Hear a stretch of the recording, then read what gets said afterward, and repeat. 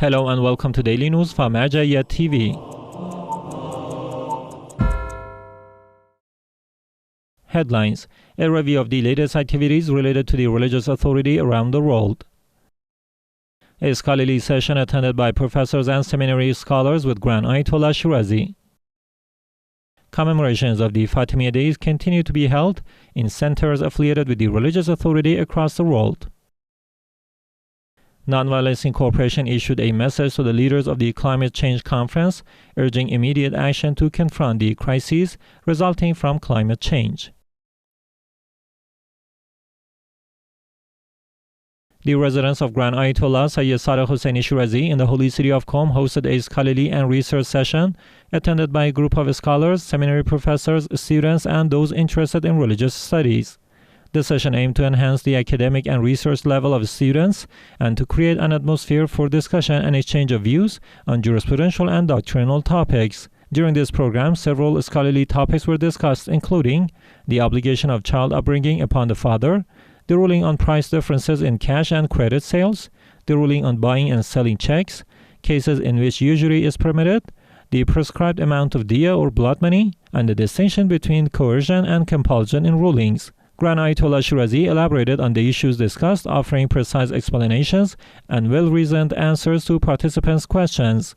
The wide participation of students and their active engagement turned this event into a dynamic forum for scholarly discussion, the clarification of religious ideas, and the deepening of theological concepts.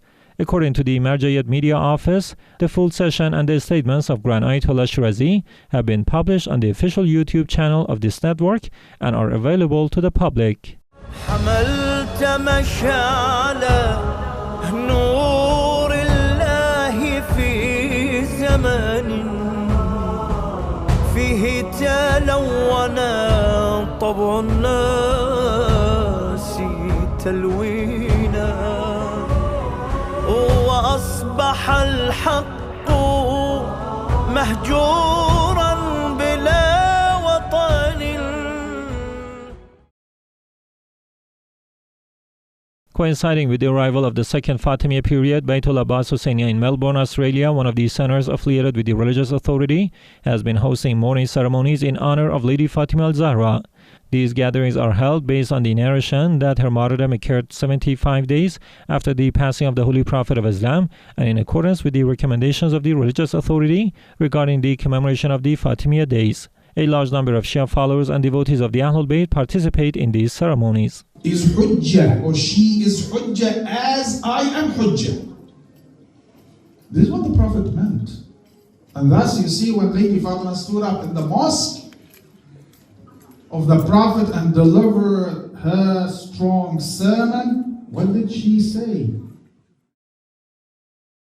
The office of Grand Ayatollah Sadiq Husseini Shirazi in the holy city of Karbala held the third morning gathering for the martyrdom of Lady Fatimah al-Zahra during the second Fatimiyyah period.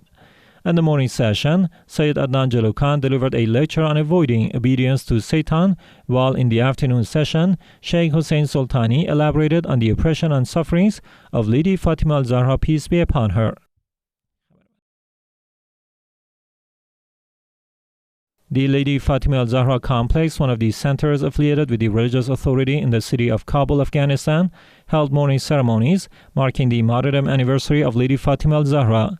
A group of seminary students, teachers, and members of the Quranic Institute associated with the complex attended these ceremonies, expressing their grief and honoring the memory and oppressive status of the Lady of the Two Worlds. The speakers at the gatherings highlighted the virtues and life conduct of Lady Fatimah al-Zahra, peace be upon her.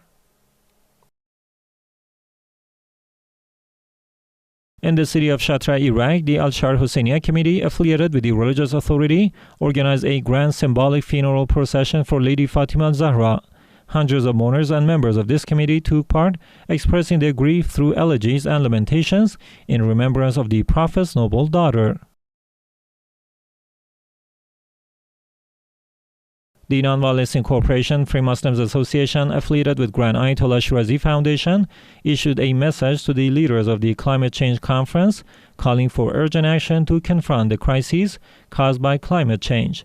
The statement stressed that the climate crisis is not merely an environmental issue, but a human one that threatens global security, peace, and justice, inflicting the greatest harm on the poorest community. This organization urged world leaders to move beyond repetitive promises and take genuine steps to support climate-displaced people, combat drought, ensure food security, and implement financial justice.